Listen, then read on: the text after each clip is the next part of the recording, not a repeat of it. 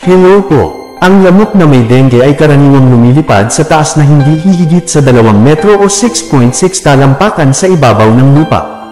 Permanbuelva po uli. Ang mga lamok na ito ay mas gusto ang mga lugar na may mababang taas, tulad ng mga bahay, mga gusali, at mga lugar na may mga halaman. Mga kadahilanan ng taas ng lipad ng lamok. Una, kapabilidad ng paglipad. Ang mga lamok na may dengue ay may kakayahang maglipad sa taas na hindi hihigit sa 2 metro. Pangalawa, kapabilidad ng paghahanap ng mga host.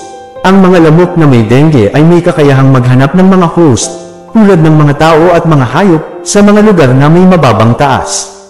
Pangatlo, kapabilidad ng pagkakalat ng virus.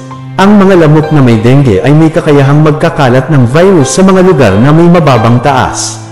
Mga paraan ng pag-iingat. Kung ikaw ay gusto mong maiwasan ang pagkakagat ng lamok na may dengue, dapat mong gawin ang mga sumusunod. Una, gamitin ng mga insect repellent. Ang mga insect repellent ay makakatulong sa iyo na maiwasan ang pagkakagat ng lamok.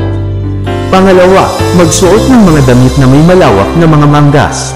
Ang mga damit na may malawak na mga manggas ay makakatulong sa iyo na maiwasan ang pagkakagat ng lamok. Pangatlo, magpatay ng mga lamok sa mga lugar na may mababang taas sa lungguhit.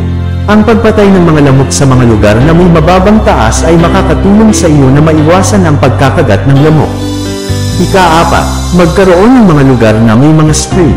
Ang mga lugar na may mga screen ay makakatulong sa iyo na maiwasan ang pagkakagat ng lamok. Ingat po palagi. God bless po.